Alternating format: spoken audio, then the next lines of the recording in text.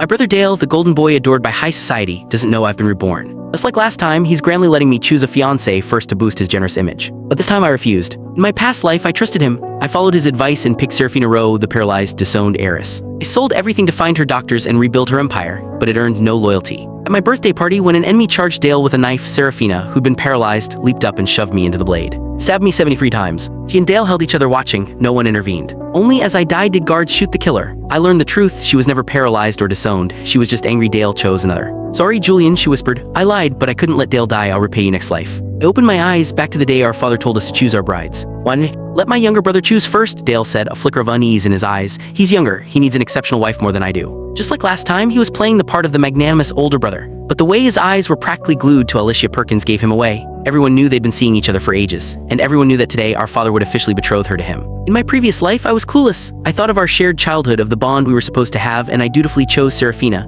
I thought I was doing something noble, sacrificing for my brother's happiness. I had no idea I was choosing to walk into hell. Before I died, I was stabbed 73 times, my heart shredded to pieces. The medical team Serafina had on standby swarmed around Dale, who had a mere 1 centimeter scratch on his hand. He feigned agony, curling into her arms. Serafina, it hurts so much. You have to save your brother-in-law. It's all my fault. I shouldn't have fought him for you. People around them sighed, murmuring about how kind the elder Shearer son was, thinking of his brother even at a time like this. They let me bleed out. Only when my blood ran dry did he finally begin to wail, screaming at the bodyguards, "Save my brother, please, you have to save him." I watched the tears stream down his face and wanted to laugh. He was always like this, using that benevolent mask to steal our father's love, to trick me into a disastrous marriage, to leave me destitute and alone. Cold smirk touched my lips. Since my older brother is being so considerate, I won't be polite. I choose Alicia Perkins. Dale stared at me in disbelief. Julian, you know that Alicia and I. Serafina's gaze shot to me, a flicker of shock in her eyes. My father, enraged, slapped me across the face. Who the hell do you think you are? Alicia is an heiress, a princess of high society. You think she'd ever look at a bastard like you? You know she loves your brother. What kind of game are you playing? I swallowed the pain and laughed. If it's all been decided, why not just marry me off to the cripple, Serafina? Are you afraid people will say you're playing favorites? Shadow crossed Dale's face and his eyes instantly reddened. Julian, how can you say that? Father has always loved you. As we argued, Serafina, who had been sitting silently in her wheelchair, suddenly stood up.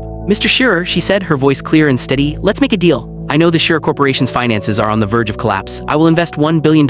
In return, your eldest son marries me. I never imagined she would expose her act now after faking it for so long. I stared at her, my eyes burning, until her cold gaze met mine and softened for a fraction of a second, filled with something complex and apologetic. Laughed out loud, so she was reborn too. Even after watching me die. Given a second chance, she still couldn't stand the thought of Dale marrying someone else. She was even willing to play her ultimate trump card, revealing that she wasn't paralyzed and was still the heiress to the Rowe fortune. Yet in our last life, she had watched me sell everything I owned to pay for her treatment. I even sold one of my own organs for cash, and she never said a single word. At the mention of $1 billion, a flash of ecstatic greed lit up our father's face. The whole point of these marriages was to save the company, and the Rowe family's power far. Click the link on the homepage to watch the full follow-up for free.